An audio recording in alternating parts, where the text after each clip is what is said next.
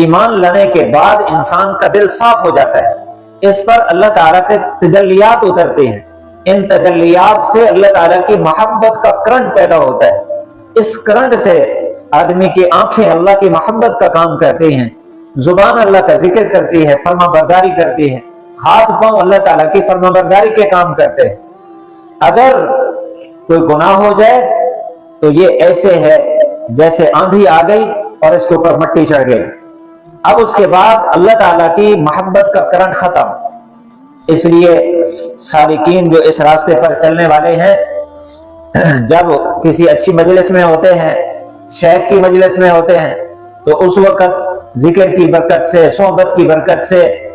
صفایا ہو جاتا ہے، دل پاک ہو گیا، چمک گیا، اب اللہ تعالیٰ کی تجلیات کی روشنی پڑنا شروع ہو گئی،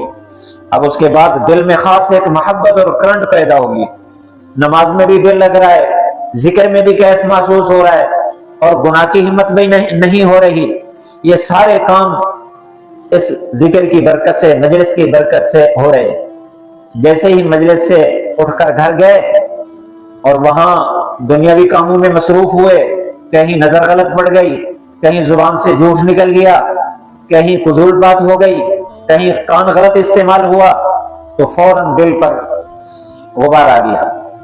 اب اس کے بعد نماز میں دل نہیں لگ رہا، ذکر میں دل نہیں لگ رہا، تلاوت کو دل نہیں کر رہا، اگر کر رہے ہیں تو وہ کیف نہیں ہے، وہ محبت نہیں ہے جس محبت سے پہلے ذکر ہو رہا تھا۔ اب اس کا حل یہی توبہ ہے، توبہ کے بعد اللہ تعالیٰ اس کو صاف فرما دیتا ہے۔